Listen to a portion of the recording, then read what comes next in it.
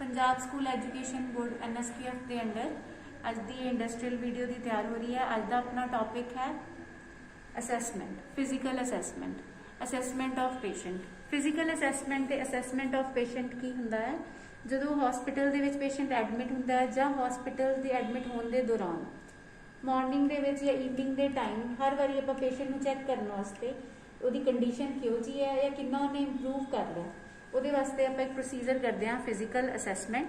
इस physical assessment के proper head to toe examination करांगे जिहदे मेन 4 स्टैप होंगे हैं जिसका नाम है इंस्पैक्शन तो बाद पालपेशन, अस्कल्टेशन एंड मैनिपुलेशन। वो सब शुरू करने तो पहला सब तो पहला जो अपने आर्टिकल्स है वो पूरे होने चाहिए हैं। आर्टिकल्स के TPR किट, BP ऑपरेटर, स्टैथोस्कोप जो अपने अस्कल्टेशन वास्ते मेन है, तुहाडे ग्लव्स ते लाइटनिंग वास्ते ते टंग सप्रेसर। ये जिन्हें सारिया चीज़ा आपां कंप्लीटली यूज करनी है जिहदे जी अपनी TPR की वैल्यू है जो आप सारी चैक कर सकीए। कोई भी प्रोसीजर करने तो पहला या फिजिकल असैसमेंट करने तो पहला हैंड हाइजीन नू मेनटेन करना सब तो ज़्यादा इंपॉर्टेंट है। तो आप 7 स्टैप्स ऑफ हैंड वॉशिंग नू प्रॉपर यूज करांगे, उस तो बाद ही पेशेंट के कोल आवांगे। हैंड हाइजीन मेनटेन करने तो बाद जो सब तो इंपॉर्टेंट चीज़ आती है भी आप पेशेंट नू सब तो पहला प्रोसीजर बारे दसांगे। तो प्रोसीजर बारे दसन लगे आप उन्होंने ये कहना है कि मेरा नेम ये है तो मैं तुहाडे ते जिहड़ी असैसमेंट करनी है मैं उन्होंने दसांगी भी इहदा की फायदा है तो ये असीं क्यों करते हैं। तो अगर पेशेंट कॉन्शियस है तो अगर पेशेंट कॉन्शियस नहीं है तो असीं उसके घरदिआं नूं दसांगे भी असीं ये असैसमेंट क्यों कर रहे हैं, उन्होंने इस बारे पता होना बहुत ज़्यादा जरूरी है। तो इस तो पहला आप की करांगे पेशेंट की प्राइवेसी मेनटेन करनी है। तो प्राइवेसी मेनटेन करने वास्ते की आप स्क्रीन की वरतों करते हैं। जेकर कई हस्पतालों में स्क्रीन की जगह कर्टनस लगे होंगे तो आप उन्होंने कर्टनस की है सारे साइड्स तो ओपन कर देंगे ताकि जो पेशेंट है वो जी प्राइवेसी है पूरी तरह मेनटेन करे। तो प्राइवेसी मेनटेन करने तो बाद हम आप पेशेंट नाल पहला गलबात जिवें कि कर चुके हैं।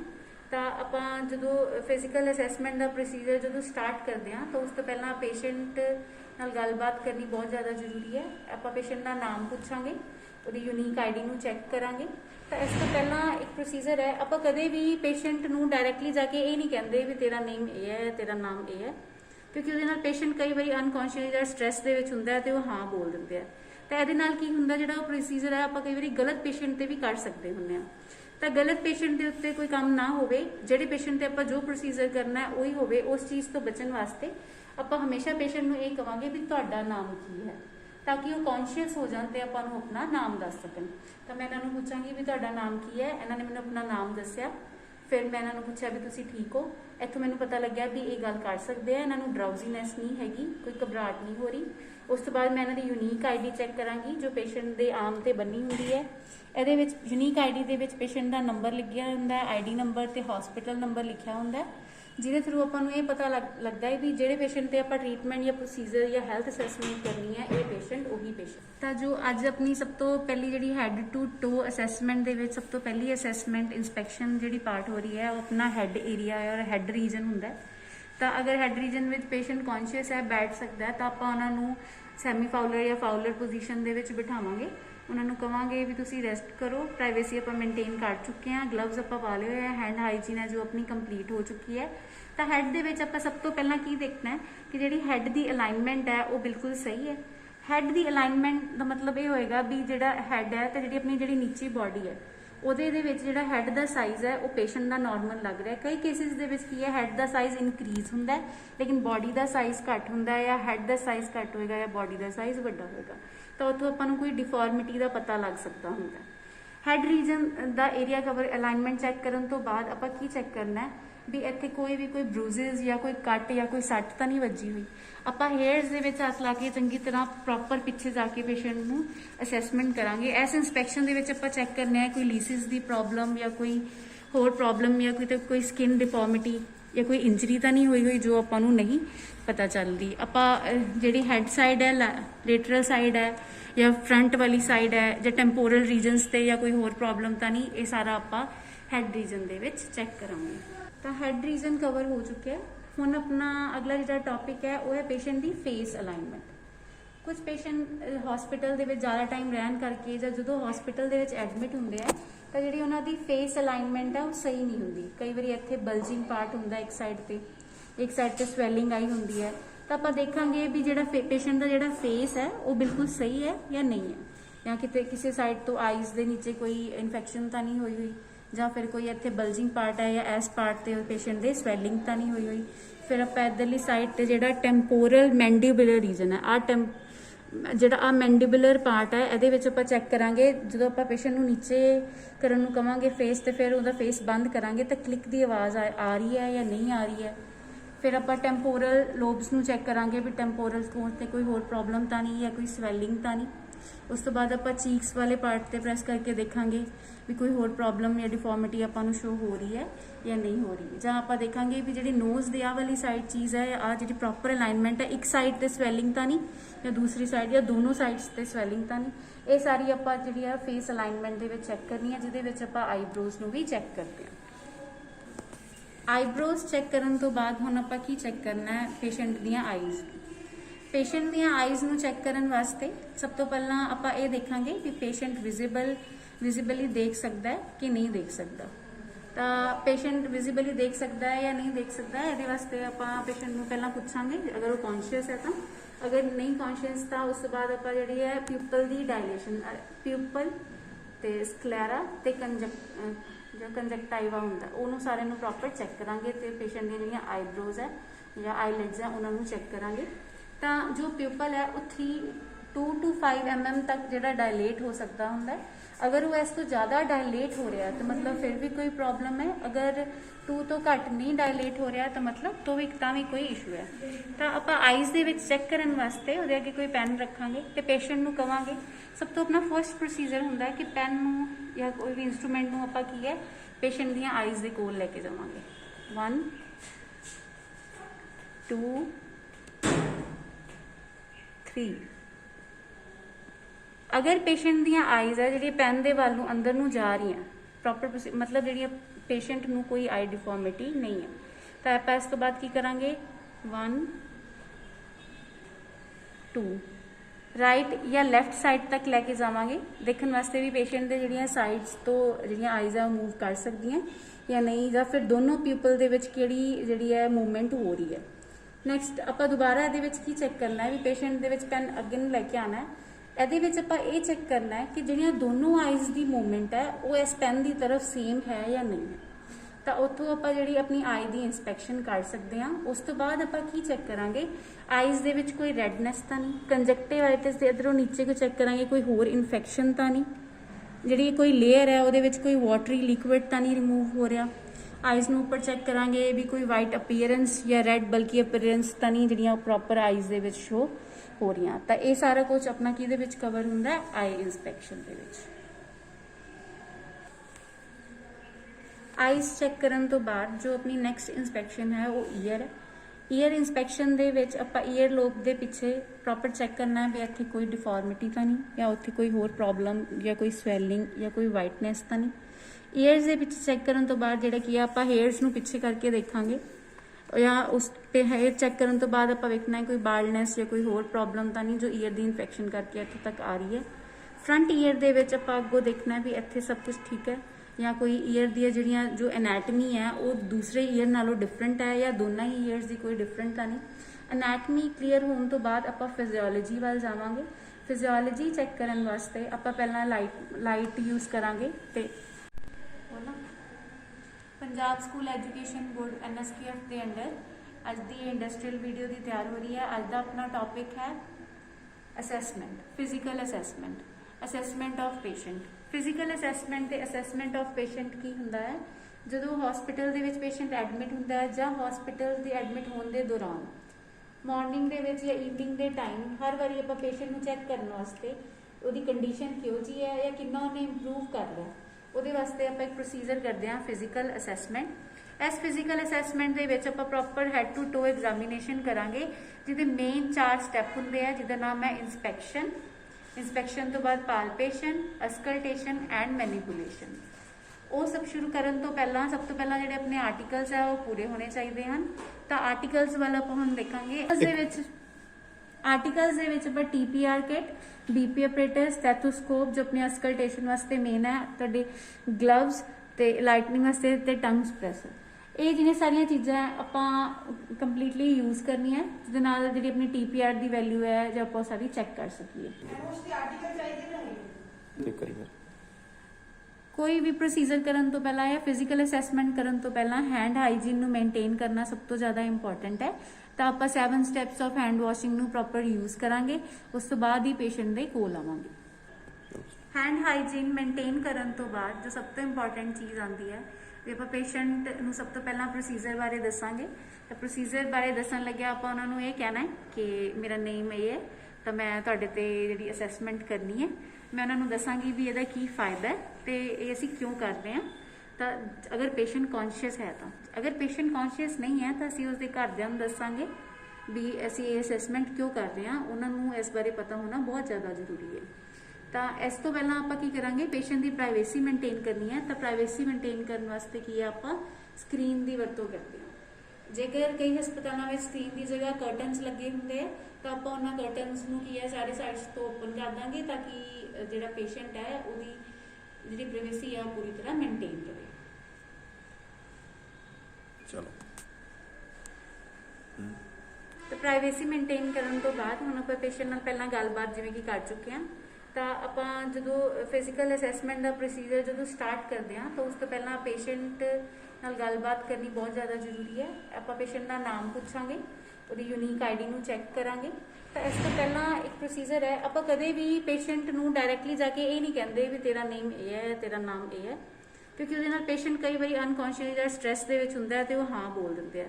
ਤਾਂ ਇਹਦੇ ਨਾਲ ਕੀ ਹੁੰਦਾ, ਜਿਹੜਾ ਉਹ ਪ੍ਰੋਸੀਜਰ ਹੈ ਆਪਾਂ ਕਈ ਵਾਰੀ ਗਲਤ ਪੇਸ਼ੈਂਟ ਤੇ ਵੀ ਕਰ ਸਕਦੇ ਹੁੰਦੇ ਹਾਂ। ਤਾਂ ਗਲਤ ਪੇਸ਼ੈਂਟ ਦੇ ਉੱਤੇ ਕੋਈ ਕੰਮ ਨਾ ਹੋਵੇ, ਜਿਹੜੇ ਪੇਸ਼ੈਂਟ ਤੇ ਆਪਾਂ ਜੋ ਪ੍ਰੋਸੀਜਰ ਕਰਨਾ ਹੈ ਉਹੀ ਹੋਵੇ। ਉਸ ਚੀਜ਼ ਤੋਂ ਬਚਣ ਵਾਸਤੇ ਆਪਾਂ ਹਮੇਸ਼ਾ ਪੇਸ਼ੈਂਟ ਨੂੰ ਇਹ ਕਵਾਂਗੇ ਵੀ ਤੁਹਾਡਾ ਨਾਮ ਕੀ ਹੈ, ਤਾਂ ਕਿ ਉਹ ਕੌਨਸ਼ੀਅਸ ਹੋ ਜਾਣ ਤੇ ਆਪਾਂ ਨੂੰ ਆਪਣਾ ਨਾਮ ਦੱਸ ਸਕਣ। ਤਾਂ ਮੈਂ ਇਹਨਾਂ ਨੂੰ ਪੁੱਛਾਂਗੀ ਵੀ ਤੁਹਾਡਾ ਨਾਮ ਕੀ ਹੈ। ਇਹਨਾਂ ਨੇ ਮੈਨੂੰ ਆਪਣਾ ਨਾਮ ਦੱਸਿਆ। ਫਿਰ ਮੈਂ ਇਹਨਾਂ ਨੂੰ ਪੁੱਛਿਆ ਵੀ ਤੁਸੀਂ ਠੀਕ ਹੋ। ਇੱਥੋਂ ਮੈਨੂੰ ਪਤਾ ਲੱਗਿਆ ਵੀ ਇਹ ਗੱਲ ਕਰ ਸਕਦੇ ਆ, ਇਹਨਾਂ ਨੂੰ ਡਰਾਊਜ਼ੀਨੈਸ ਨਹੀਂ ਹੈਗੀ, ਕੋਈ ਘਬਰਾਹਟ ਨਹੀਂ ਹੋ ਰਹੀ। ਉਸ ਤੋਂ ਬਾਅਦ ਮੈਂ ਇਹਨਾਂ ਦੀ ਯੂਨੀਕ ID ਚੈੱਕ ਕਰਾਂਗੀ ਜੋ ਪੇਸ਼ੈਂਟ ਦੇ ਆਰਮ ਤੇ ਬੰਨੀ ਹੁੰਦੀ ਹੈ। ਇਹਦੇ ਵਿੱਚ ਯੂਨੀਕ ID ਦੇ ਵਿੱਚ ਪੇਸ਼ੈਂਟ ਦਾ ਨੰਬਰ ਲਿਖਿਆ ਹੁੰਦਾ ਹੈ, ID ਨੰਬਰ ਤੇ ਹਸਪੀਟਲ ਨੰਬਰ ਲਿਖਿਆ ਹੁੰਦਾ ਹੈ, ਜਿਹਦੇ ਥਰੂ ਆਪਾਂ ਨੂੰ ਇਹ ਪਤਾ ਲੱਗਦਾ ਹੈ ਵੀ ਜਿਹੜੇ ਪੇਸ਼ੈਂਟ ਤੇ ਆਪਾਂ ਟ੍ਰੀਟਮੈਂਟ ਜਾਂ ਪ੍ਰੋਸੀਜਰ ਜਾਂ ਹੈਲਥ ਅਸੈਸਮੈਂਟ ਕਰਨੀ ਹੈ ਇਹ ਪੇਸ਼ੈਂਟ ਉਹੀ ਪੇਸ਼ੈਂਟ ਹੈ। ਤਾਂ ਜੋ ਅੱਜ ਆਪਣੀ ਸਭ ਤੋਂ ਪਹਿਲੀ ਜਿਹੜੀ ਹੈਡ ਟੂ ਟੋ ਅਸੈਸਮੈਂਟ ਦੇ ਵਿੱਚ ਸਭ ਤੋਂ ਪਹਿਲੀ ਅਸੈਸਮੈਂਟ ਇਨਸਪੈਕਸ਼ਨ ਜਿਹੜੀ ਪਾਰਟ ਹੋ ਰਹੀ ਹੈ ਉਹ ਆਪਣਾ ਹੈਡ ਏਰੀਆ ਔਰ ਹੈਡ ਰੀਜਨ ਹੁੰਦਾ ਹੈ। ਤਾਂ ਅਗਰ ਹੈਡ ਰੀਜਨ ਵਿੱਚ ਪੇਸ਼ੈਂਟ ਕੌਨਸ਼ੀਅਸ ਹੈ, ਬੈਠ ਸਕਦਾ ਹੈ, ਤਾਂ ਆਪਾਂ ਉਹਨਾਂ ਨੂੰ ਸੈਮੀ ਫਾਊਲਰ ਜਾਂ ਫਾਊਲਰ ਪੋਜੀਸ਼ਨ ਦੇ ਵਿੱਚ ਬਿਠਾਵਾਂਗੇ। ਉਹਨਾਂ ਨੂੰ ਕਵਾਂਗੇ ਵੀ ਤੁਸੀਂ ਰੈਸਟ ਕਰੋ। ਪ੍ਰਾਈਵੇਸੀ ਆਪਾਂ ਮੇਨਟੇਨ ਕਰ ਚੁੱਕੇ ਹਾਂ, ਗਲਵਜ਼ ਆਪਾਂ ਪਾ ਲਏ ਹੋਏ ਆ, ਹੈਂਡ ਹਾਈਜੀਨ ਹੈ ਜੋ ਆਪਣੀ ਕੰਪਲੀਟ ਹੋ ਚੁੱਕੀ ਹੈ। ਤਾਂ ਹੈਡ ਦੇ ਵਿੱਚ ਆਪਾਂ ਸਭ ਤੋਂ ਪਹਿਲਾਂ ਕੀ ਦੇਖਣਾ ਹੈ ਕਿ ਜਿਹੜੀ ਹੈਡ ਦੀ ਅਲਾਈਨਮੈਂਟ ਹੈ ਉਹ ਬਿਲਕੁਲ ਸਹੀ ਹੈ। ਹੈਡ ਦੀ ਅਲਾਈਨਮੈਂਟ ਦਾ ਮਤਲਬ ਇਹ ਹੋਏਗਾ ਵੀ ਜਿਹੜਾ ਹੈਡ ਹੈ ਤੇ ਜਿਹੜੀ ਆਪਣੀ ਜਿਹੜੀ ਨੀਚੀ ਬਾਡੀ ਹੈ ਉਹਦੇ ਦੇ ਵਿੱਚ ਜਿਹੜਾ ਹੈਡ ਦਾ ਸਾਈਜ਼ ਹੈ ਉਹ ਪੇਸ਼ੈਂਟ ਦਾ ਨਾਰਮਲ ਲੱਗ ਰਿਹਾ ਹੈ। ਕਈ ਕੇਸਿਸ ਦੇ ਵਿੱਚ ਕੀ ਹੈ, ਹੈਡ ਦਾ ਸਾਈਜ਼ ਇਨਕਰੀਜ਼ ਹੁੰਦਾ ਹੈ ਲੇਕਿਨ ਬਾਡੀ ਦਾ ਸਾਈਜ਼ ਘੱਟ ਹੁੰਦਾ ਹੈ, ਜਾਂ ਹੈਡ ਦਾ ਸਾਈਜ਼ ਘੱਟ ਹੋਏਗਾ ਜਾਂ ਬਾਡੀ ਦਾ ਸਾਈਜ਼ ਵੱਡਾ ਹੋਏਗਾ। ਤਾਂ ਉੱਥੋਂ ਆਪਾਂ ਨੂੰ ਕੋਈ ਡਿਫਾਰਮਿਟੀ ਦਾ ਪਤਾ ਲੱਗ ਸਕਦਾ ਹੁੰਦਾ ਹੈ। ਹੈਡ ਰੀਜਨ ਦਾ ਏਰੀਆ ਕਵਰ ਅਲਾਈਨਮੈਂਟ ਚੈੱਕ ਕਰਨ ਤੋਂ ਬਾਅਦ ਆਪਾਂ ਕੀ ਚੈੱਕ ਕਰਨਾ ਹੈ ਵੀ ਇੱਥੇ ਕੋਈ ਵੀ ਕੋਈ ਬਰੂਜ਼ਸ ਜਾਂ ਕੋਈ ਕੱਟ ਜਾਂ ਕੋਈ ਸੱਟ ਤਾਂ ਨਹੀਂ ਵੱਜੀ ਹੋਈ। ਆਪਾਂ ਹੇਅਰਸ ਦੇ ਵਿੱਚ ਹੱਥ ਲਾ ਕੇ ਚੰਗੀ ਤਰ੍ਹਾਂ ਪ੍ਰੋਪਰ ਪਿੱਛੇ ਜਾ ਕੇ ਪੇਸ਼ੈਂਟ ਨੂੰ ਅਸੈਸਮੈਂਟ ਕਰਾਂਗੇ। ਇਸ ਇਨਸਪੈਕਸ਼ਨ ਦੇ ਵਿੱਚ ਆਪਾਂ ਚੈੱਕ ਕਰਨਾ ਹੈ ਕੋਈ ਲੀਸਿਸ ਦੀ ਪ੍ਰੋਬਲਮ ਜਾਂ ਕੋਈ ਹੋਰ ਪ੍ਰੋਬਲਮ ਜਾਂ ਕੋਈ ਸਕਿਨ ਡਿਫਾਰਮਿਟੀ ਜਾਂ ਕੋਈ ਇੰਜਰੀ ਤਾਂ ਨਹੀਂ ਹੋਈ ਜੋ ਆਪਾਂ ਨੂੰ ਨਹੀਂ ਪਤਾ ਚੱਲਦੀ। ਆਪਾਂ ਜਿਹੜੀ ਹੈਡ ਸਾਈਡ ਹੈ, ਲੇਟਰਲ ਸਾਈਡ ਹੈ ਜਾਂ ਫਰੰਟ ਵਾਲੀ ਸਾਈਡ ਹੈ ਜਾਂ ਟੈਂਪੋਰਲ ਰੀਜਨਸ ਤੇ ਜਾਂ ਕੋਈ ਹੋਰ ਪ੍ਰੋਬਲਮ ਤਾਂ ਨਹੀਂ, ਇਹ ਸਾਰਾ ਆਪਾਂ ਹੈਡ ਰੀਜਨ ਦੇ ਵਿੱਚ ਚੈੱਕ ਕਰਾਂਗੇ। ਤਾਂ ਹੈਡ ਰੀਜਨ ਕਵਰ ਹੋ ਚੁੱਕਿਆ। ਹੁਣ ਆਪਣਾ ਅਗਲਾ ਜਿਹੜਾ ਟੌਪਿਕ ਹੈ ਉਹ ਹੈ ਪੇਸ਼ੈਂਟ ਦੀ ਫੇਸ ਅਲਾਈਨਮੈਂਟ। ਕੁਝ ਪੇਸ਼ੈਂਟ ਹਸਪੀਟਲ ਦੇ ਵਿੱਚ ਜ਼ਿਆਦਾ ਟਾਈਮ ਰਹਿਣ ਕਰਕੇ ਜਾਂ ਜਦੋਂ ਹਸਪੀਟਲ ਦੇ ਵਿੱਚ ਐਡਮਿਟ ਹੁੰਦੇ ਆ ਤਾਂ ਜਿਹੜੀ ਉਹਨਾਂ ਦੀ ਫੇਸ ਅਲਾਈਨਮੈਂਟ ਹੈ ਉਹ ਸਹੀ ਨਹੀਂ ਹੁੰਦੀ। ਕਈ ਵਾਰੀ ਇੱਥੇ ਬਲਜਿੰਗ ਪਾਰਟ ਹੁੰਦਾ ਇੱਕ ਸਾਈਡ ਤੇ ਸਵੈਲਿੰਗ ਆਈ ਹੁੰਦੀ ਹੈ। ਤਾਂ ਆਪਾਂ ਦੇਖਾਂਗੇ ਵੀ ਜਿਹੜਾ ਪੇਸ਼ੈਂਟ ਦਾ ਜਿਹੜਾ ਫੇਸ ਹੈ ਉਹ ਬਿਲਕੁਲ ਸਹੀ ਹੈ ਜਾਂ ਨਹੀਂ ਹੈ, ਜਾਂ ਕਿਤੇ ਕਿਸੇ ਸਾਈਡ ਤੋਂ ਆਈਜ਼ ਦੇ ਨੀਚੇ ਕੋਈ ਇਨਫੈਕਸ਼ਨ ਤਾਂ ਨਹੀਂ ਹੋਈ ਜਾਂ ਫਿਰ ਕੋਈ ਇੱਥੇ ਬਲਜਿੰਗ ਪਾਰਟ ਹੈ ਜਾਂ ਇਸ ਪਾਰਟ ਤੇ ਪੇਸ਼ੈਂਟ ਦੇ ਸਵੈਲਿੰਗ ਤਾਂ ਨਹੀਂ ਹੋਈ। ਫਿਰ ਆਪਾਂ ਇੱਧਰਲੀ ਸਾਈਡ ਤੇ ਜਿਹੜਾ ਟੈਂਪੋਰਲ ਮੈਂਡੀਬੂਲਰ ਰੀਜਨ ਹੈ, ਜਿਹੜਾ ਮੈਂਡੀਬੂਲਰ ਪਾਰਟ ਹੈ ਇਹਦੇ ਵਿੱਚ ਆਪਾਂ ਚੈੱਕ ਕਰਾਂਗੇ। ਜਦੋਂ ਆਪਾਂ ਪੇਸ਼ੈਂਟ ਨੂੰ ਨੀਚੇ ਕਰਨ ਨੂੰ ਕਵਾਂਗੇ ਫੇਸ ਤੇ ਫਿਰ ਉਹਦਾ ਫੇਸ ਬੰਦ ਕਰਾਂਗੇ ਤਾਂ ਕਲਿੱਕ ਦੀ ਆਵਾਜ਼ ਆ ਰਹੀ ਹੈ ਜਾਂ ਨਹੀਂ ਆ ਰਹੀ ਹੈ। ਫਿਰ ਆਪਾਂ ਟੈਂਪੋਰਲ ਲੋਬਸ ਨੂੰ ਚੈੱਕ ਕਰਾਂਗੇ ਵੀ ਟੈਂਪੋਰਲ ਕੋਲ ਤੇ ਕੋਈ ਹੋਰ ਪ੍ਰੋਬਲਮ ਤਾਂ ਨਹੀਂ ਜਾਂ ਕੋਈ ਸਵੈਲਿੰਗ ਤਾਂ ਨਹੀਂ। उस तो बाद आपां चीक्स वाले पार्ट ते प्रेस करके देखांगे भी कोई होर प्रॉब्लम या डिफॉर्मिटी आपां नूं शो हो रही है या नहीं हो रही। जां आपां देखांगे भी जिहड़ी नोज दे आ वाली साइड चीज़ है, आ जिहड़ी प्रॉपर अलाइनमेंट है, एक साइड ते स्वैलिंग तां नहीं या दूसरी साइड या दोनों साइड्स ते स्वैलिंग तां नहीं, ये सारी आपां जिहड़ी है फेस अलाइनमेंट दे विच चैक करनी है, जिहदे विच आपां आईब्रोज नूं भी चैक करते हैं। आईब्रोज चैक करन तो बाद हुण आपां की चैक करना है, पेशेंट दीयां आईज़। पेशेंट दीयां आईज़ नूं चैक करन वास्ते सब तो पहला आपां ये देखांगे कि पेशेंट विजिबली देख सकता है कि नहीं देख सकता। तो पेशेंट विजिबली देख सकता है या नहीं देख सकता है, ये वास्ते आपां पेशेंट नूं पहला पुछांगे अगर वो कॉन्शियस है तो, अगर नहीं कॉन्शियस तो उस तो बाद आपां जिहड़ी है प्यूपल दी डायलेशन, प्यूपल ते स्क्लेरा ते जो कंजक्टाइवा हुंदा उहनूं सारे नूं प्रॉपर चैक करांगे ते पेशेंट दी जिहड़ियां आईब्रोज है या आईलिड्स है उहनां नूं चैक करांगे। तो जो प्यूपल है वो 2 to 5 mm तक जिहड़ा डायलेट हो सकता हुंदा है। अगर वो इस तो ज़्यादा डायलेट हो रहा है तो मतलब फिर भी कोई प्रॉब्लम है, अगर 2 तो घट नहीं डायलेट हो रहा तो मतलब तो भी कोई इशू है। तो आप आईज़ दे विच चैक करन वास्ते उहदे अगे कोई पेन रखांगे ते पेशेंट नूं कवांगे, सब तो अपना फर्स्ट प्रोसीजर हुंदा है कि पेन नूं या कोई भी इंस्ट्रूमेंट नूं आपां की है पेशेंट दीयां आईज़ दे कोल लैके जावांगे। 1 2 3। अगर पेशेंट दीयां आईज़ है जिहड़ी पेन दे वालों अंदर नूं जा रही हैं प्रॉपर, मतलब जिहड़ी पेशेंट नूं कोई आई डिफॉर्मिटी नहीं है, तो आपां इस तो बाद की करांगे 1 2 राइट या लैफ्ट साइड तक लैके जावांगे। देखने वास्ते भी पेशेंट दे जिहड़ियां साइड्स तो जिहड़ियां आईज़ है मूव कर सकती हैं या नहीं, या फिर दोनों प्यूपल दे विच किहड़ी जिहड़ी है मूवमेंट हो रही है। नैक्सट आपां दोबारा इहदे विच की चैक करना है भी पेशेंट दे विच पेन अगे नूं लैके आना है, ਇਹਦੇ ਵਿੱਚ ਆਪਾਂ ਇਹ ਚੈੱਕ ਕਰਨਾ ਹੈ ਕਿ ਜਿਹੜੀਆਂ ਦੋਨੋਂ ਆਈਜ਼ ਦੀ ਮੂਵਮੈਂਟ ਹੈ ਉਹ ਇਸ ਪੈਨ ਦੀ ਤਰਫ ਸੇਮ ਹੈ ਜਾਂ ਨਹੀਂ ਹੈ। ਤਾਂ ਉੱਥੋਂ ਆਪਾਂ ਜਿਹੜੀ ਆਪਣੀ ਆਈ ਦੀ ਇਨਸਪੈਕਸ਼ਨ ਕਰ ਸਕਦੇ ਹਾਂ। ਉਸ ਤੋਂ ਬਾਅਦ ਆਪਾਂ ਕੀ ਚੈੱਕ ਕਰਾਂਗੇ, ਆਈਜ਼ ਦੇ ਵਿੱਚ ਕੋਈ ਰੈਡਨੈਸ ਤਾਂ ਨਹੀਂ, ਕੰਜਕਟਿਵਾਈਟਿਸ ਦੇ ਇਧਰੋਂ ਨੀਚੇ ਕੋ ਚੈੱਕ ਕਰਾਂਗੇ ਕੋਈ ਹੋਰ ਇਨਫੈਕਸ਼ਨ ਤਾਂ ਨਹੀਂ, ਜਿਹੜੀ ਕੋਈ ਲੇਅਰ ਹੈ ਉਹਦੇ ਵਿੱਚ ਕੋਈ ਵਾਟਰੀ ਲਿਕੁਇਡ ਤਾਂ ਨਹੀਂ ਰਿਮੂਵ ਹੋ ਰਿਹਾ।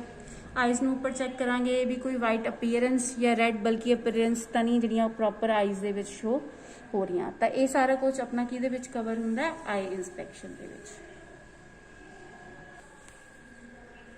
आईज चैक करन तो बाद जो अपनी नैक्सट इंस्पैक्शन है वो ईयर है। ईयर इंस्पैक्शन दे विच आपां ईयर लोब दे पिछे प्रॉपर चैक करना है भी इत्थे कोई डिफॉर्मिटी तो नहीं या उत्थे कोई होर प्रॉब्लम या कोई स्वैलिंग या कोई वाइटनैस तो नहीं। ईयर्स दे पिछे चैक करन तो बाद जिहड़ा कि आपां हेयर्स नूं पिछे करके देखांगे या उस पे हेयर चैक करने तो बाद आप वेखना है कोई बाल्डनैस या कोई होर प्रॉब्लम तो नहीं जो ईयर की इन्फेक्शन करके इत्थे तक आ रही है। फ्रंट ईयर दे विच आपां अगों देखना है भी इत्थे सब कुछ ठीक है या कोई ईयर दी जिहड़ियां जो एनैटमी है वो दूसरे ईयर नालों डिफरेंट है या दोनों ही ईयर्स की कोई डिफरेंट तो नहीं। एनैटमी क्लीयर होने तो बाद आपां फिजियोलॉजी वाल जावांगे। फिजियोलॉजी चैक करने वास्ते आपां पहलां लाइट यूज़ करांगे ते एनैटमी चैक करने तो बाद आपां ईयर की फिजियोलॉजी चैक करनी है। फिजियोलॉजी दे विच आपां वर्किंग ऑफ ईयर देखना है। तो वर्किंग ऑफ ईयर दे विच वेखांगे आपां ईयर्स दे विचों कोई फ्लूइड तो नहीं निकल रहा, कोई इन्फेक्शन तो नहीं, कोई रेडनैस तो नहीं। तो ये विच आपां की करांगे टॉर्च की हैल्प नाल किसी भी इंस्ट्रूमेंट की हैल्प के नाल ईयर दे विच पेशेंट नूं थोड़ा जिहा टिल्ट करके हैड नूं ऊपर चक के ते अंदरों चैक करना है भी कोई होर वाटरी मटीरियल या कोई होर इन्फेक्शन आपां देख सकते हैं या नहीं देख सकते। अगर आपां नूं कोई इन्फेक्शन लग रही है तो आपां नाल दी नाल की करांगे उहनूं असैसमेंट नोट दे विच नोट कर लवांगे। उस तो बाद आपां हैड टिल्ट करन तो बाद जिहड़े हैड ईयर इन्फेक्शन नूं चैक करन तो बाद आपां आईज़ दे विच भी ये जिहड़ी टॉर्च नूं देखांगे ते ये चैक करांगे भी प्यूपल कितनी देर तक डायलेट हो सकता है। हर एक normal person they which 2 to 3 mm तक या 4 mm तक डायलेट हो जाता है। अगर ये नहीं डायलेट हो रहा तो मतलब उन्होंने शायद आई साइट प्रॉब्लम है या कोई होर इशू है जिहड़ा कि आपां अपनी असैसमेंट नोट ते नोट कर सकते हैं। डॉक्यूमेंटेशन एक बहुत ही इंपॉर्टेंट पार्ट है। जो भी आपां नूं प्रॉब्लम दिख रही है इंस्पैक्शन के टाइम जो आपां नूं नॉर्मल लग रहा है वो नाल दी नाल नोट करना बहुत ही ज़्यादा जरूरी है। इत्थों ही आपां नूं पता लगता है कि पेशेंट कितना कॉन्शियस है या अनकॉन्शियस है। आपां ग्लासगो गोमा स्केल दे नाल आपां इस चीज़ नूं चैक कर सकते हैं। आईज़ और ईयर चैक करने तो बाद आप जावांगे नोज़ वाल। नोज़ दे विच आपां वेखांगे भी कोई डिविएटेड सैप्टम तो नहीं। सैप्टम के 2 पार्ट्स दे विच डिविएटेड किसी पेशेंट के अंदर जिहड़ी नोज़ की आह वाली बोन हुंदी है ये थोड़ी टेढ़ी हुंदी है ਜਿਹਨੂੰ ਆਪਾਂ ਡਿਵੇਟਡ ਸੈਪਟਮ ਬੋਲਦੇ ਹਾਂ। ਤਾਂ ਆਪਾਂ ਇਹ ਚੈੱਕ ਕਰਨਾ ਵੀ ਪੇਸ਼ੈਂਟ ਦੇ ਅੰਦਰ ਕੋਈ ਡਿਵੇਟਡ ਸੈਪਟਮ ਤਾਂ ਨਹੀਂ, ਜਾਂ ਉਹਨੇ ਨੋਸਟ੍ਰਲਸ ਦੇ ਬਾਹਰ ਕੋਈ ਇੱਧਰਲੀ ਸਾਈਡ ਤੇ ਕੋਈ ਇਨਫੈਕਸ਼ਨ ਤਾਂ ਨਹੀਂ, ਜਾਂ ਕੋਈ ਫਲੂਇਡ ਜਾਂ ਪੇਸ਼ੈਂਟ ਦੀ ਨੋਜ਼ ਵਿੱਚੋਂ ਬਾਹਰ ਤਾਂ ਨਹੀਂ ਆ ਰਿਹਾ।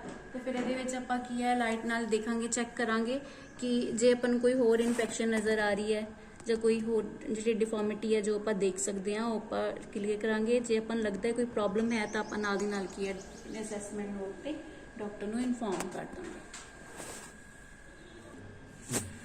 ਨੋਜ਼ ਡਿਫਾਰਮਿਟੀ ਜਾਂ ਹੋਰ ਕੋਈ ਕਲੀਅਰੈਂਸ ਲੈਣ ਤੋਂ ਬਾਅਦ ਆਪਾਂ ਚੈੱਕ ਕਰਨਾ olfactory senses। olfactory senses ਦੇ ਵਿੱਚ ਕੀ ਹੈ, ਜੇ ਆਪਾਂ ਇਸ ਤਰ੍ਹਾਂ ਕਰਦੇ ਹਾਂ ਕਿ ਪੇਸ਼ੈਂਟ ਆਪਣੀਆਂ ਆਈਜ਼ ਨੂੰ ਸ਼ਟ ਕਰ ਰਿਹਾ, ਜਾਂ ਆਪਾਂ ਕੋਈ ਚੀਜ਼ ਵਜਾ ਰਹੇ ਹਾਂ ਕਿ ਪੇਸ਼ੈਂਟ ਨੂੰ ਸੁਣ ਰਿਹਾ, ਜੇ ਆਪਾਂ ਕੋਈ ਪੇਸ਼ੈਂਟ ਦੇ ਕੋਲ ਕੋਈ ਨੋਜ਼ ਦੇ ਕੋਲ ਕੋਈ ਚੀਜ਼ ਲੈ ਕੇ ਆ ਰਹੇ ਹਾਂ ਕਿ ਉਹ ਉਹਦੀ ਸਮੈਲ ਨੂੰ ਲੈ ਸਕਦੇ ਆ ਜਾਂ ਆਪਾਂ ਨੂੰ ਦੱਸ ਸਕਦੇ ਆ ਵੀ ਉਹ ਚੀਜ਼ ਹੈ ਕੀ, ਜਾਂ ਉਹ ਸਮੈਲ ਗੁੱਡ ਹੈ ਜਾਂ ਬੈਡ ਹੈ। ਤਾਂ ਇਹਨਾਂ ਛੋਟੀ ਛੋਟੀਆਂ ਚੀਜ਼ਾਂ ਨਾਲ ਕੀ ਹੈ ਆਪਾਂ ਇਹਨਾਂ ਦੀਆਂ olfactory senses ਨੂੰ ਚੈੱਕ ਕਰ ਸਕਦੇ ਹਾਂ। ਲਿਪਸ ਦੇ ਵਿੱਚ ਆਪਾਂ ਜਿਹੜੇ ਉਹ ਸਾਇੰਸ ਚੈੱਕ ਕਰਨ, ਅਗਰ ਪੇਸ਼ੈਂਟ ਅਨਕੌਂਸ਼ੀਅਸ ਹੈ ਤਾਂ ਆਪਾਂ ਨੂੰ ਪਤਾ ਹੈ ਵੀ ਉਹ ਬੋਲ ਨਹੀਂ ਸਕਦੇ, ਜੇ ਕੌਂਸ਼ੀਅਸ ਹੈ ਆਪਾਂ ਨੂੰ ਬੋਲ ਕੇ ਦੱਸ ਰਿਹਾ ਤਾਂ ਆਪਾਂ ਨੂੰ ਉਹਨਾਂ ਦੀਆਂ ਤੀਰ ਦੀਆਂ ਬਾਕੀ ਪ੍ਰੋਬਲਮਸ ਦਿਖ ਰਹੀਆਂ। ਅਨਕੌਂਸ਼ੀਅਸ ਵਾਲੇ ਦੇ ਵਿੱਚ ਆਪਾਂ ਨੂੰ ਹਾਈਜੀਨ ਮੇਨਟੇਨ ਕਰਨੀ ਬਹੁਤ ਜ਼ਿਆਦਾ ਇੰਪੋਰਟੈਂਟ ਹੈ। ਤਾਂ ਫਿਜ਼ੀਕਲ ਅਸੈਸਮੈਂਟ ਦੇ ਵਿੱਚ ਆਪਾਂ ਚੈੱਕ ਕਰਦੇ ਹਾਂ ਵੀ ਕਿੰਨੀ ਕੀ ਅਸੈਸਮੈਂਟ ਦੀ ਜਾਂ ਕਲੀਨਿੰਗ ਦੀ ਜਿਹੜੀ ਆਪਾਂ ਨੂੰ ਉੱਥੇ ਲੋੜ ਹੈ।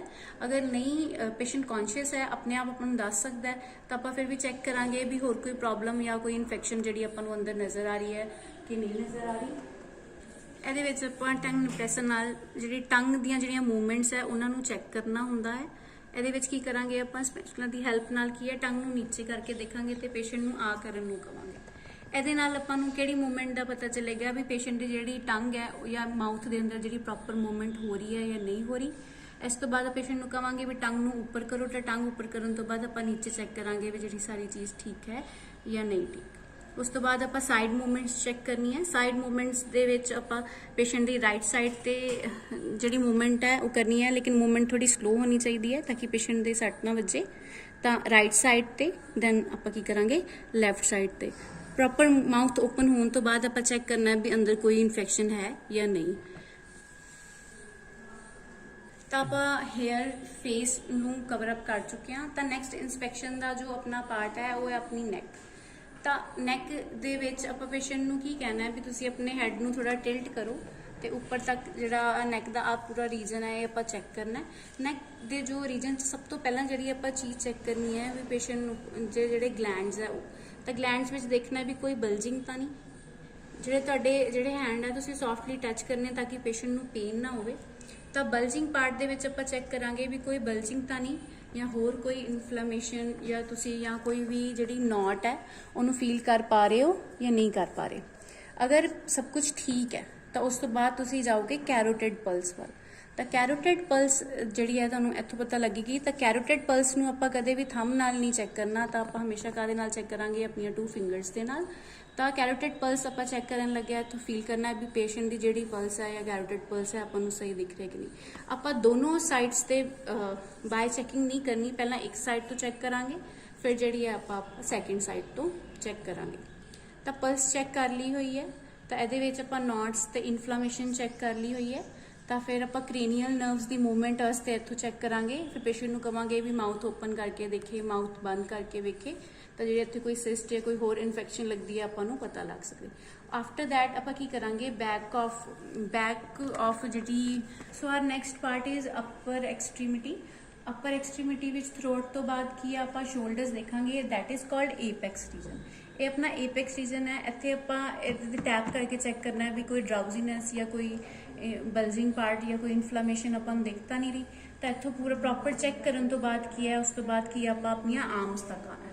ਤਾਂ ਆਰਮਸ ਦੇ ਵਿੱਚ ਸਭ ਤੋਂ ਪਹਿਲਾਂ ਜੋ ਆਪਾਂ ਚੈੱਕ ਕਰਦੇ ਹਾਂ ਤਾਂ ਸਾਰੇ ਇੱਥੇ ਜੋ ਆਪਣੀਆਂ ਪਲਸ ਹੈ, ਆਰਟਰੀਜ਼ ਹੈ, ਉਹਨਾਂ ਦੀ ਜਿਹੜੀਆਂ ਮੂਵਮੈਂਟ ਹੈ ਆਪਾਂ ਨੂੰ ਉਹ ਚੈੱਕ ਕਰਨੀ ਹੈ।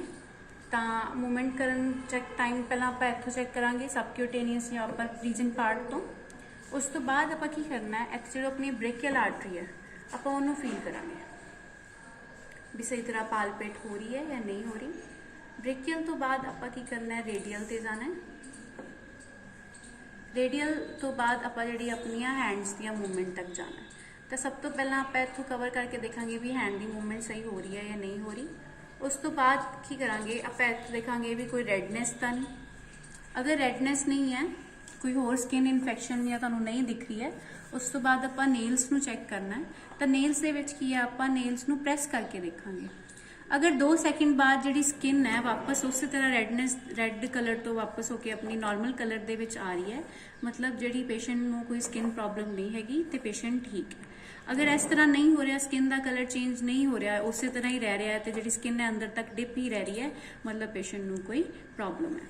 तो इस तो बाद आपां देखनी है पेशेंट की जिहड़ी हैंड है या आर्म्स की मूवमेंट है। इहदे विच की करना है, आपां पेशेंट दीयां जिहड़ियां दोनों आर्म्स है उन्होंने कहांगे भी इन्हों स्ट्रेट करके रखो। आपां देखना पेशेंट कितनी देर तक जिहड़ियां इन्हां आर्म्स नूं होल्ड करके रख सकता। अगर पेशेंट 10 सैकेंड तो तक इस चीज़ को होल्ड करके नहीं रख सकता, मतलब उन्होंने जिहड़ियां एक्सट्रीमिटीज़ दे विच वीकनेस है या कोई होर इशू है जिहड़ा कि आपां डॉक्टर नूं नाल दी नाल इन्फॉर्म करना है। इस तो बाद है अपने जिहड़े जॉइंट्स है उन्होंने चैक करना है। तो जॉइंट्स दे विच आपां वेखदे हां कि जॉइंट्स तो ऊपर नॉर्मल पोजीशन, नीचे, दैन फिर ऊपर, फिर नॉर्मल पोजीशन, फिर नीचे भी जिहड़ी ये मूवमेंट है पेशेंट एक्यूरेट कर सकता है या नहीं। उसी तरह सेम जिहड़े अपने हैंड्स के कोल जो जॉइंट्स है इत्थों आपां मोड़ के देखांगे तो फिर इन्हूं अपनी नॉर्मल पोजीशन दे विच लैके आवांगे।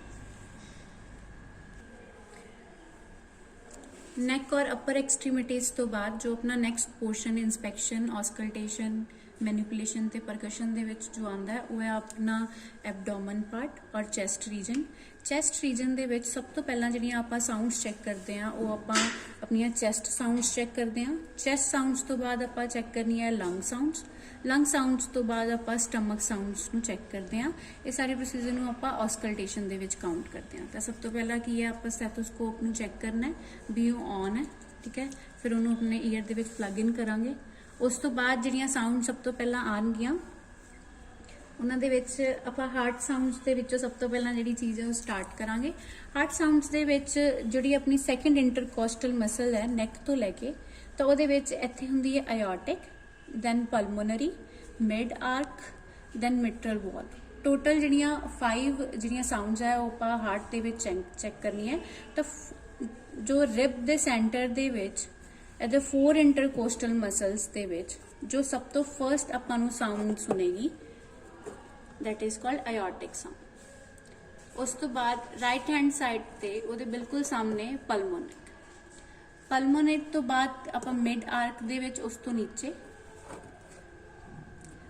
उस तो बाद स्टर्न हार्ट दे सब तो नीचे स्टर्नम दे कोल नीचे इत्थे आपां नूं जिहड़ी है साउंड शो होएगी that is called mitral valve sound. Mitral valve दे विच इहनूं आपां एपिकल पल्स भी बोलदे हां। जिहड़ियां ये टोटल जिहड़ियां 5 साउंड्स है ये आपां नूं सुणनगियां जिन्हां नूं आपां चैक कर सकते हैं। जो सब तो पहली जिहड़ी साउंड आपां चैक करदे हां जो हार्ट रिलेटेड हुंदी है तो आपां नूं एपिकल पल्स नूं जो कि इत्थों चैक की जाती है। कोई भी पल्स चैक करन लगे आपां कदे भी थंब का यूज नहीं करते क्योंकि थंब की अपनी पल्स हुंदी है। ये सीगियां अपनियां हार्ट साउंड्स। हार्ट साउंड्स दे विच उस तो बाद आपां सैकेंड साउंड्स चैक करनी है जो अपनियां हैगियां that is called lung sounds. Lung sounds दे विच सब तो पहला आपां थोरैसिक रीजन दे विच सब तो ऊपर that is left thoracic region दी साउंड है, ये राइट है। उस तो बाद आपां upper lobe, then upper lobe, right and left position. उस तो बाद lower lobe, right and left position. ये साउंड्स अपनियां जिहड़ियां लंग्स दियां साउंड्स है। एंड जिहड़ियां साउंड्स जिहड़ियां डिफर भी कर सकदियां होंदियां। कुछ साउंड्स दे विच स्ट्राइडर साउंड्स आंदियां, वीजेस साउंड्स आंदियां, तो आपां उन्हां साउंड्स नूं इत्थों चैक कर सकते हुंदे हां। इस तो बाद है अपना एबडोमन पार्ट। एबडोमन पार्ट दे विच जिहड़ियां आपां साउंड्स है जिहड़ियां सारियां चैक करांगे। एबडोमन दे विच आपां वेखना है नॉर्मल बावल साउंड्स। आपां पेशेंट नूं पुछना है भी किन्ने टाइम पहला जिहड़ा उन्हां ने बावल नूं क्लीयर कीता सी, ਤਾਂ ਉਹਨਾਂ ਨੂੰ यूरिन ਜਿਹੜਾ पास आउट हो रहा है ਉਹਦਾ कलर की है या कितना पास आउट हो रहा है या कोई पेन ਤਾਂ नहीं हो रही या उन्होंने कोई होर प्रॉब्लम लग रही होवे ਤਾਂ या उन्होंने कोई इस तरह चैक करन ते कोई पेन ਤਾਂ नहीं हो रही। ਤਾਂ ਇਹ ਸਾਰਾ ਜਿਹੜਾ ਆਪਣਾ ਕੀ ਹੈ ऑस्कल्टेशन ਦਾ पार्ट है। ऑस्कल्टेशन ਦੇ पार्ट ਤੋਂ ਬਾਅਦ जो ਆਪਾਂ ਨੈਕਸਟ पार्ट ਇਹਦੇ ਵਿੱਚ चैक करना है दैट इज कॉल्ड पाल्पेशन। ਤਾਂ ਪਾਲਪੇਸ਼ਨ ਦੇ ਵਿੱਚ ਆਪਾਂ ਪੇਸ਼ੈਂਟ ਨੂੰ ਸਭ ਤੋਂ ਪਹਿਲਾਂ ਐਬਡੋਮਨ ਦੇ ਦੋਨੋਂ ਸਾਈਡ ਰਾਈਟ ਔਰ ਲੈਫਟ ਦੇ ਵਿੱਚ ਕੀ ਹੈ 2 mm ਤੱਕ ਜਿਹੜਾ ਅੰਦਰ ਤੱਕ ਆਪਣੇ ਫਿੰਗਰਸ ਨੂੰ ਡਿਪ ਕਰਾਂਗੇ। ताकि आपां नूं पता लग सके भी कोई बल्जिंग पार्ट तो नहीं या कोई नॉट तो नहीं जो आपां नूं पता नहीं चल रही, या कोई होर प्रॉब्लम जो आपां जिन्हों आपां असैस कर सकते हैं। इस तो बाद नैक्सट पार्ट दे विच अपनी आएगी आपां 2 mm तक किया सी, हुण आपां इहनूं होर 4 तक अंदर तक डिप करांगे। जिहड़ियां फिंगर्स दा जिहड़ा प्रैशर है वो एबडोमन दे पूरे साइड्स दे विच सब तो ज़्यादा जिहड़ा प्रैशर है वो पावांगे ताकि आपां नूं कोई होर प्रॉब्लम दा पता लग सके। Next part is manipulation. Manipulation दे विच आपां साइड्स दे विच चैक करना है भी कोई होर प्रॉब्लम या कोई डिफॉर्मिटी आपां देख सकते हैं या नहीं देख सकते। So this is all abdomen part which we covered. So our next part is lower extremity. हुणे आपां अपर एक्सट्रीमिटी नूं कवर कीता सी, तो लोअर एक्सट्रीमिटी विच भी आपां सब तो पहला इन्फ्लामेशन बल्जिंग वो सारा चैक करन तो बाद फिर उस तो बाद आपां ओहदी जिहड़ी मूवमेंट है उसनूं चैक करना है, फिर आर्टरी और पल्स कितना काम कर रही है, फिर उसी तरह बबिंस्की साइंस या होर मूवमेंट्स नूं आपां असैस करते हैं। तो सब तो पहला आपां की करते हैं पेशेंट नूं दोनों साइड्स ते देखांगे जिहड़ियां लैग्स दा जिहड़ा साइज है वो सेम है, किसी पासे स्वैलिंग तो नहीं या कोई होर आपां नूं जो दोनों दे जिहड़े अलाइनमेंट दे विच कोई प्रॉब्लम दिख रही है कि नहीं दिख रही। तो आपां विजिबली सब तो पहला चैक करना है, तो विजिबली एनैटमिकली मैनूं कोई डिफरेंस नहीं लग रहा, तो दोनों चीज़ां सेफ है। उस तो बाद आपां की करते हैं गोड्डियां कोल जावांगे, गोड्डियां कोल चैक करके उहदे नीचे इत्थे तो गोड्डियां दे नीचे की है आपां अपनी पल्स नूं चैक करना है भी जो जिहड़ी पल्स है वो सही चल रही है या नहीं चल रही। तो पूरा 1 मिनट तुसीं आ पल्स चैक करन ते लगाना है। तो पल्स चैक करन तो बाद की है आपां लोअर एक्सट्रीमिटी दे नीचे इत्थे तो चंगी तरह असैस करना है।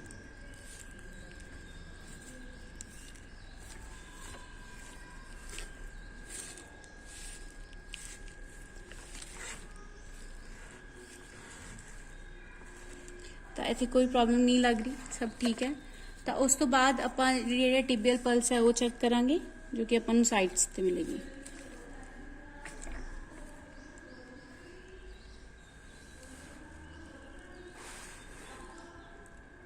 टिबियल पल्स चेक सही आ रही है।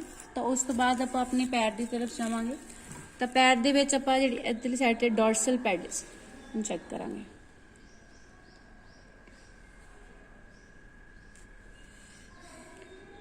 डॉर्सल पैडिस पल्स चेक करन तो बाद उसी तरह जिस तरह आपां हैंड दी फिंगर्स दे विच चेक कीता सी, तो उसी तरह इत्थे भी नेल्स दे विच की है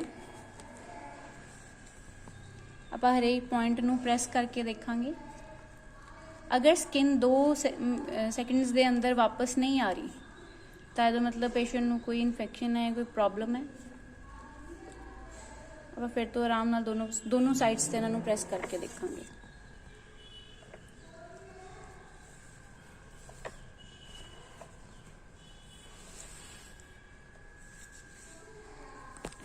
जो डायबिटिक पेशेंट होंगे हैं उन्हां दे विच फुट असैसमेंट दे विच सब तो इंपॉर्टेंट चीज़ जो आपां देखनी हुंदी है दैट इज़ बैक रीजन। उन्हां दे जो लेयन्स होए हुंदे आ जां कोई होर प्रॉब्लम है जिहड़ी पेशेंट दी जिहड़ी आ वाली चीज़ है वो जल्दी हील नहीं हुंदी, तो आपां डायबिटिक पेशेंट दे जिहड़े नेल्स है या लोअर पार्ट है वो तो जल्दी असैस कर सकते हुंदे आ कि ये पेशेंट डायबिटिक है या नहीं, और अगर है तो उहदी कितनी रिकवरी हो रही है उन्हां लेयन्स तो वेख के। तो आपां नीचे चैक करांगे, इस तो पॉइंट्स तो क्लीयर करांगे भी कोई होर प्रॉब्लम जिहड़ी आपां नूं पता लग सके। और पेशेंट नूं पुछांगे भी अगर प्रेस करन ते उन्हां नूं पेन हो रहा या नहीं हो रहा, दोनों।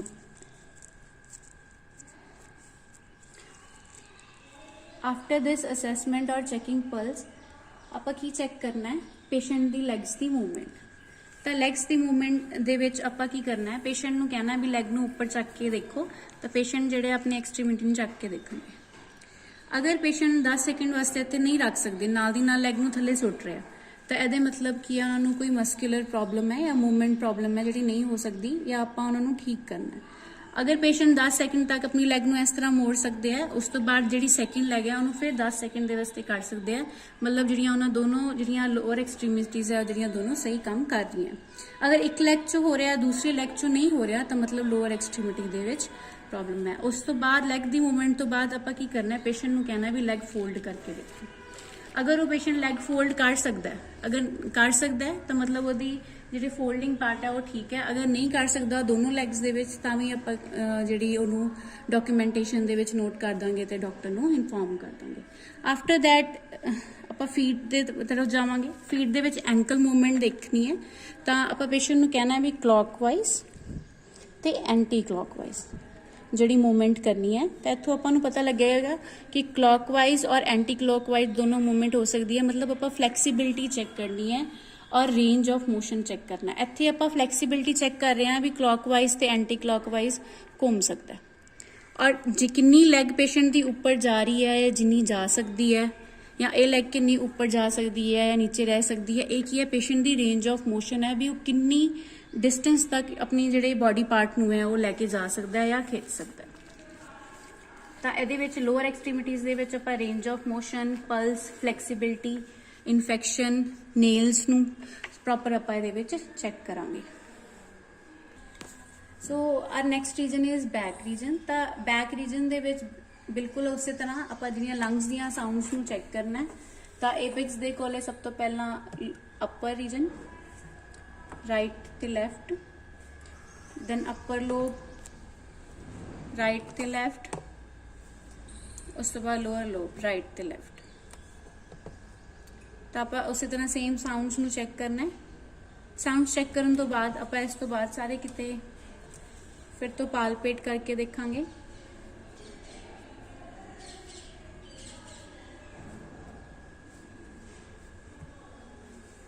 अपन कोई प्रॉब्लम तो नहीं दिख रही। अगर पेशेंट काफ़ी टाइम तो बैड रिडन है तो पॉसिबिलिटी हो सकती है भी उन्होंने बैड सोर्स होन।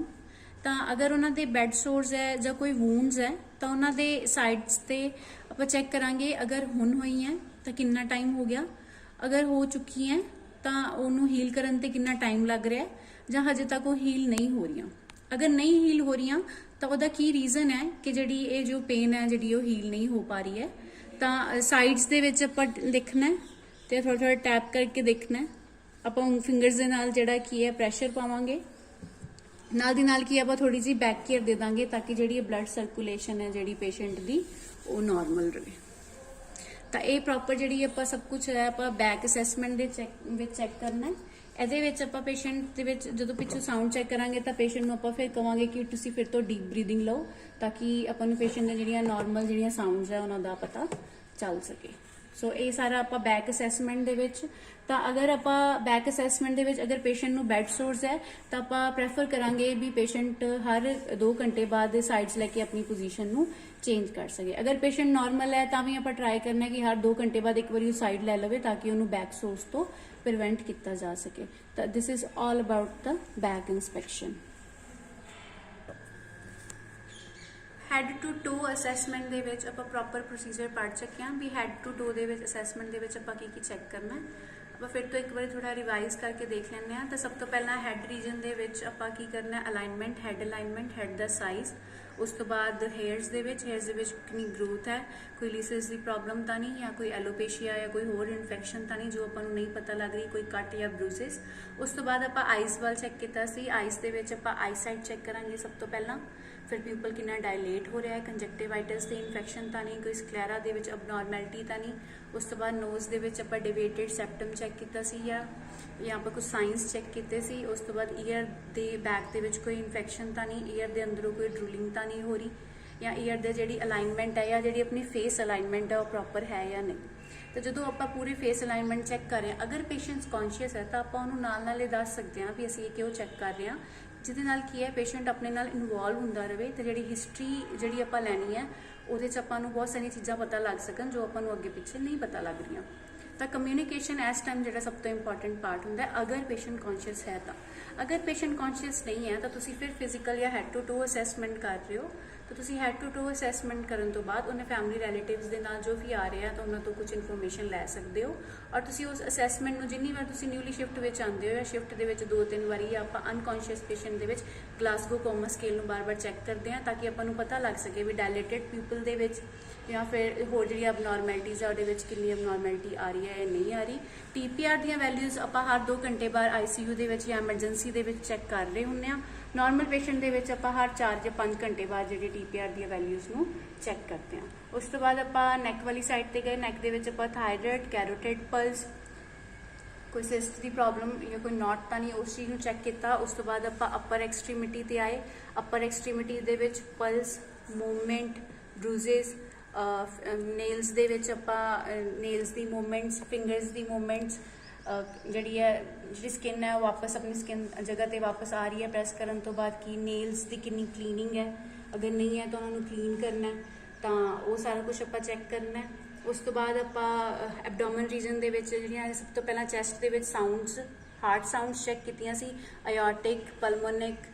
ਉਸ ਤੋਂ ਬਾਅਦ ਮਿਟਲ ਵਾਲ, ਜਿਹਨੂੰ ਆਪਾਂ ਕੈਰੋਟਿਡ ਐਪੀਕਲ ਪਲਸ ਕਹਿੰਦੇ ਆ, ਜੋ ਮੇਨ ਪਲਸ ਹੈ। ਫਿਰ ਆਪਾਂ ਦੋਨੋਂ ਸਾਈਡਸ ਤੋਂ ਸਟੈਥੋਸਕੋਪ ਦੀ ਹੈਲਪ ਨਾਲ ਲੰਗ ਸਾਊਂਡਸ ਚੁਣੀਆਂ ਸੀ। ਅਗਰ ਤੁਹਾਨੂੰ ਅਬਨੋਰਮਲ ਸਾਊਂਡਸ ਸੁਣ ਰਹੀਆਂ, ਸਟਰਾਈਡਰ ਵੀਜ਼ਰਸ ਵਰਗੀਆਂ, ਤਾਂ ਤੁਸੀਂ ਇਹਨੂੰ ਨਾਲ ਡਾਕਟਰ ਨੂੰ ਇਨਫੋਰਮ ਕਰ ਸਕਦੇ ਹੋ। ਬਾਕੀ ਤੁਸੀਂ ਨਾਲ ਦੀ ਨਾਲ TPR ਦੀ ਰਿਕਾਰਡਿੰਗ ਕਰਦੇ ਹੋ, ਜਿੱਥੇ ਤੁਹਾਨੂੰ ਅਬਨੋਰਮੈਲਿਟੀ ਜਿਹੜੀ ਪਲਸ ਦੀ ਉਹ ਪਤਾ ਲੱਗ ਸਕਦੀ ਹੈ, ਤੇ ਤੁਸੀਂ ਪੇਸ਼ੈਂਟ ਨੂੰ ਇਨਫੋਰਮ ਕਰ ਸਕਦੇ ਹੋ। ਉਸ ਤੋਂ ਬਾਅਦ ਆਪਾਂ ਐਬਡੋਮਨ ਦੇ ਵਿੱਚ ਮੇਨ ਪਾਰਟ ਕੀਤੇ ਸੀ, ਅਲਸਕਲਟੇਸ਼ਨ ਦੇ ਵਿੱਚ ਆਪਾਂ ਸਟੈਥੋਸਕੋਪ ਯੂਜ਼ ਕੀਤਾ, परकशन, पालपेशन ਤੇ मैनिपुलेशन ਤੇ टैपिंग करके चेक किया कि कोई होर इन्फेक्शन है या नहीं। तो इस पूरे कंप्लीट जिहड़ा है अपना अपर रीजन है जिहदे विच आपां सारा कुछ चेक करना है। लोअर एक्सट्रीमिटीज़ ਦੇ ਵਿੱਚ ਆਪਾਂ ਸੇਮ ਜੋ ਆਪਾਂ ਅਪਰ ਦੇ ਵਿੱਚ ਚੈੱਕ ਕੀਤਾ ਸੀ, ਸਭ ਤੋਂ ਪਹਿਲਾਂ ਜਿਹੜੀਆਂ ਆਪਾਂ ਕੋਈ ਸਕਿਨ ਇਨਫੈਕਸ਼ਨ ਨੂੰ ਵਿਜ਼ੀਬਲੀ ਚੈੱਕ ਕੀਤਾ। ਦੋਨੋਂ ਜਿਹੜੀਆਂ ਲੈਗਸ ਹੈ ਉਹ ਜਿਹੜੀ ਅਲਾਈਨਮੈਂਟ ਹੈ ਉਹ ਸਹੀ ਹੈ, ਕੋਈ ਸਵੈਲਿੰਗ ਤਾਂ ਨਹੀਂ। ਉਸ ਤੋਂ ਬਾਅਦ ਫਿਰ ਤੋਂ ਆਪਾਂ ਪਲਸ ਨੂੰ ਚੈੱਕ ਕੀਤਾ ਸੀ।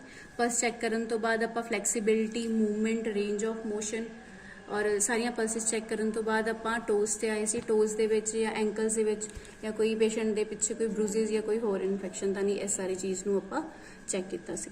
ਉਸ ਤੋਂ ਬਾਅਦ ਆਪਾਂ ਗਏ ਸੀ ਬੈਕ ਰੀਜਨ ਦੇ ਵਿੱਚ। ਬੈਕ ਰੀਜਨ ਦੇ ਵਿੱਚ ਆਪਾਂ ਅਗਰ ਪੇਸ਼ੈਂਟ ਦੇ ਪ੍ਰੈਸ਼ਰ ਅਲਸਰਸ ਹੈਗੇ ਆ, ਉਹ ਹੀਲ ਹੋ ਗਿਆ ਹੈ ਨਹੀਂ ਹੋਏ, ਜਾਂ ਪਿੱਛੇ ਵੀ ਆਪਾਂ ਜਿਹੜੀਆਂ ਹਾਰਟ ਸਾਊਂਡਸ ਹੈ ਜਾਂ ਜਿਹੜੀਆਂ ਲੰਗ ਸਾਊਂਡਸ ਆ ਉਹਨਾਂ ਨੂੰ ਸੁਣ ਸਕਦੇ ਹਾਂ। ਬਸ ਪੇਸ਼ੈਂਟ ਨੂੰ ਆਪਾਂ ਡੀਪ ਬਰੀਥਿੰਗ ਕਰਨ ਵਾਸਤੇ ਕਹਿਣਾ। ਜਦੋਂ ਹੈਡ ਟੂ ਟੋ ਅਸੈਸਮੈਂਟ ਹੋ ਜਾਵੇ, ਅਗਰ ਪੇਸ਼ੈਂਟ ਨੂੰ ਲੱਗਦਾ ਵੀ ਕੋਈ ਹੋਰ ਸਲਾਹ ਦੇਣ ਦੀ ਹੈ, ਹੈਲਥ ਐਜੂਕੇਸ਼ਨ ਦੇਣ ਦੀ ਲੋੜ ਹੈ, ਤਾਂ ਉਹ ਐਜੂਕੇਸ਼ਨ ਦੇਣੀ ਬਹੁਤ ਜ਼ਿਆਦਾ ਇੰਪੋਰਟੈਂਟ ਹੈ, ਤਾਂ ਕਿ ਪੇਸ਼ੈਂਟ ਨੂੰ ਪਤਾ ਲੱਗ ਸਕੇ ਵੀ ਉਹ ਕੀ ਕਰ ਸਕਦਾ ਹੈ। ਅਗਰ ਪੇਸ਼ੈਂਟ ਅਨਕੌਂਸ਼ੀਅਸ ਹੈ ਤਾਂ ਜੋ ਤੁਸੀਂ ਕਰ ਸਕਦੇ ਹੋ ਜਾਂ ਡਾਕਟਰ ਨੂੰ ਇਨਫੋਰਮ ਕਰਨਾ ਹੈ, ਉਸ ਕੰਮ ਨੂੰ ਕੰਪਲੀਟ ਕੀਤਾ ਜਾਵੇ। TPR ਦੀ ਵੈਲਿਊਜ਼ ਨੂੰ ਨਾਲ ਦੀ ਨਾਲ ਇਨਫੋਰਮ ਕੀਤਾ ਜਾਵੇ। ਡਾਕੂਮੈਂਟੇਸ਼ਨ ਇੱਕ ਬਹੁਤ ਹੀ ਜ਼ਿਆਦਾ ਇੰਪੋਰਟੈਂਟ ਪਾਰਟ ਹੈ, ਤਾਂ ਡਾਕੂਮੈਂਟੇਸ਼ਨ ਬਹੁਤ ਜ਼ਿਆਦਾ ਨੈਸੈਸਰੀ ਹੈ। ਇਸ ਪ੍ਰੋਸੀਜਰ ਤੋਂ ਬਾਅਦ ਤੁਹਾਡੇ ਜਿਹੜੇ ਸਾਰੇ ਆਰਟੀਕਲਸ ਹੈ ਉਹ ਵਰਕਿੰਗ 'ਚ ਹੋਣੇ ਚਾਹੀਦੇ ਹੈ। ਅਗਰ ਤੁਸੀਂ ਗਲਵਜ਼ ਵਿੱਚੋਂ ਉਤਾਰ ਰਹੇ ਹੋ ਤਾਂ ਜਿੰਨੀ ਵਾਰੀ ਪਾ ਰਹੇ ਹੋ ਤਾਂ ਤੁਹਾਡੀ ਹੈਂਡ ਹਾਈਜੀਨ ਹਰ ਵਾਰੀ ਮੇਨਟੇਨ ਹੋਣੀ ਚਾਹੀਦੀ ਹੈ। ਅਗਰ ਤੁਸੀਂ ਇੱਕ ਵਾਰੀ ਕਿਸੇ ਕੰਮ ਵਾਸਤੇ ਚਲੇ ਗਏ, ਤੁਸੀਂ ਦੁਬਾਰਾ ਆ ਰਹੇ ਹੋ ਉਸ ਚੀਜ਼ ਨੂੰ ਕੰਪਲੀਟ ਕਰਨ ਵਾਸਤੇ, ਤਾਂ ਤੁਹਾਨੂੰ ਫਿਰ ਤੋਂ ਜਿਹੜੇ ਆਪਣੇ ਹੈਂਡ ਵਾਸ਼ ਕਰਨੇ ਪੈਣਗੇ। ਤਾਂ ਇਹ ਬਹੁਤ ਹੀ ਜ਼ਿਆਦਾ ਇੰਪੋਰਟੈਂਟ ਗੱਲ ਹੈ। ਤਾਂ ਹੈਡ ਟੂ ਟੋ ਐਗਜ਼ਾਮੀਨੇਸ਼ਨ ਬਾਅਦ ਤੁਸੀਂ ਪੇਸ਼ੈਂਟ ਨੂੰ ਥੈਂਕ ਯੂ ਬੋਲੋ, ਉਹਨਾਂ ਨੂੰ ਦੱਸੋ ਵੀ ਤੁਹਾਨੂੰ ਕੀ ਲੱਗਦਾ ਹੈ, ਤਾਂ ਕਿ ਉਸ ਚੀਜ਼ ਨੂੰ ਦੇਖ ਸਕਣ। ਉਹਨਾਂ ਡਾਈਟ ਬਾਰੇ ਪੁੱਛੋ, ਤਾਂ ਫਿਰ ਤੁਸੀਂ ਆਪਣਾ ਨੈਕਸਟ ਕੰਮ ਕਰ ਸਕਦੇ ਹੋ। So this is all about head to toe assessment. Thank you so much.